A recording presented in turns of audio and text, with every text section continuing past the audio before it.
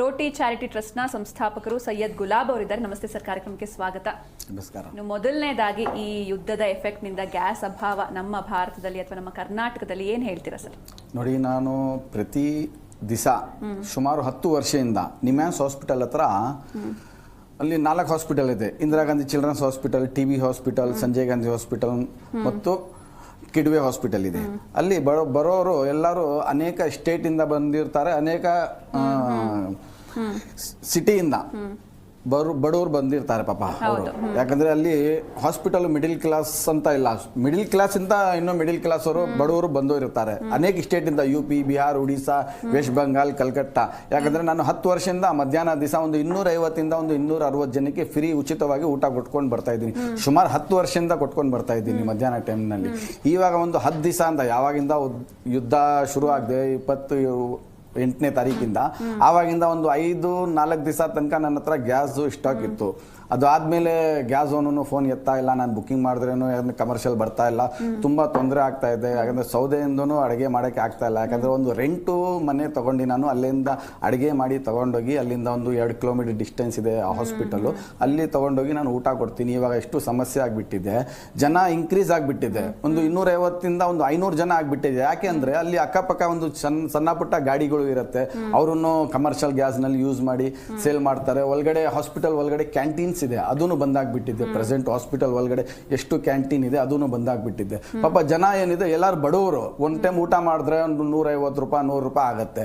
ಸುಮಾರು ಫುಲ್ ಬಡವರು, ಅವ್ರಿಗೆ ಕಷ್ಟ ಇರುತ್ತೆ. ಯಾಕಂದ್ರೆ ನಮ್ಮ ಹತ್ರ ಮಧ್ಯಾಹ್ನ ದಿವಸ ಊಟಕ್ಕೆ ಬರ್ತಾರೆ, ಹಂಗೆ ರಾತ್ರಿಗೋಸ್ಕರನೂ ಪಾರ್ಸಲ್ ತಗೊಂಡು ಹೋಗ್ಬಿಡ್ತಾರೆ. ಆ ಥರ ಕಷ್ಟ ಜನನೇ ಇಲ್ಲಿ ಇರ್ತಾರೆ. 3-4 ಒಂದೊಂದು ವರ್ಷದಿಂದ ಹಾಸ್ಪಿಟಲ್ನಲ್ಲಿ ಕ್ರಿಟಿಕಲ್ ಕಂಡೀಷನ್ ಅಲ್ಲಿ ಅಡ್ಮಿಟ್ ಆಗಿರ್ತಾರೆ. ಪಾಪ ಫುಲ್ ಕಷ್ಟನಲ್ಲಿ ಇರ್ತಾರೆ.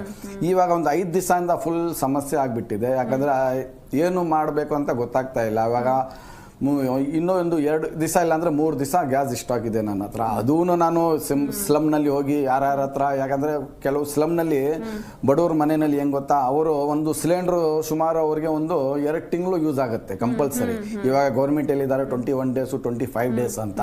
ನಾನು ಅವ್ರಿಗೆ ಹೋಗಿ ರಿಕ್ವೆಸ್ಟ್ ಮಾಡಿ ಸ್ವಲ್ಪ ಹೆಚ್ಚು ಕಾಸು ಕೊಡ್ತೀನಿ, ಬೇಕಂದರೆ ನೀವು ಬುಕ್ಕಿಂಗ್ ಮಾಡಿ ಆ ಥರ. ಯಾಕಂದರೆ ನಾನು ಯೂಸ್ ಮಾಡೋದು ಕಂಪಲ್ಸರಿ ನಾನು ಕಮರ್ಷಿಯಲ್ ಯೂಸ್ ಮಾಡೋದು. ಇವಾಗ ಸದ್ಯಕ್ಕೆ ಗ್ಯಾಸ್ ಇಲ್ಲ ಅಂತ ನನ್ನ ಮನೆಯಲ್ಲಿ ಒಂದು ಸಿಲಿಂಡರ್ ಇತ್ತು ಎಕ್ಸ್ಟ್ರಾ, ಅದನ್ನು ತಗೊಂಡೋಗ್ಬಿಟ್ಟು ಅದನ್ನು ಯೂಸ್ ಮಾಡ್ತಾ ಇದ್ದೀನಿ. ಇವಾಗ ಸದ್ಯಕ್ಕೆ ನಾನು ಬುಕ್ಕಿಂಗ್ ಮಾಡಿ ಸುಮಾರು 7 ದಿವಸ ಆಯಿತು, ಇನ್ನೂ ತನಕ DAC ನಂಬರೂ ಬಂದಿಲ್ಲ, ಇನ್ನೂ ತನಕ ಅದು ಬುಕ್ಕಿಂಗ್ ಬಂದಿಲ್ಲ. ಆ ಥರ ಏನು ಬಂದಿಲ್ಲ. ಅಲ್ಲಿ ಹೋದ್ರೆ ಗ್ಯಾಸ್ ಅಂಗಡಿಗೆ ಹೋದ್ರೆ ಫುಲ್ ಕ್ಯೂ, ಅದು ಆ ಥರ ಸಮಸ್ಯೆ ಆಗಿಬಿಟ್ಟಿದೆ.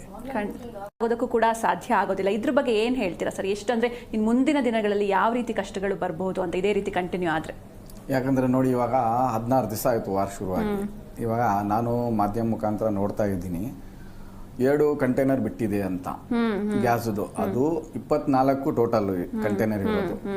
24ನಲ್ಲಿ 2 ಬಿಟ್ಟಿದ್ದಾರೆ ಅಂತ. ಅದು ಬಂದು ತಿರ್ಗಾ ಅದು ರೀಸೈಕ್ಲಿಂಗ್ ಆಗಬೇಕು, ಲಿಕ್ವಿಡ್ ನಲ್ಲಿ ಅದು ಗ್ಯಾಸ್ ಫಾರ್ಮ್ ಆಗಬೇಕು, ಲಿಕ್ವಿಡ್ ಆಗಿ ಅದು ತಿರ್ಗಾ ಪ್ರಾಸೆಸ್ ಆಗಿ ತಿರ್ಗಾ ಡಿಸ್ಟ್ರಿಬ್ಯೂಟ್ ಆಗಬೇಕು ಥ್ರೋಟ್ ಇಂಡಿಯಾ ಆಗಬೇಕು. ಇನ್ನೂ ಟೈಮ್ ನಡೆಯುತ್ತೆ. ಇವಾಗ ನೀವು ಹೇಳಿದ್ರು ಯಾಕಂದ್ರೆ ಇನ್ನೂ ಇದು ಇಷ್ಟು ಸುಲಭವಾಗಿ ಇಲ್ಲ, ಇನ್ನೂ ಟೈಮ್ ಹಿಡಿಯುತ್ತೆ.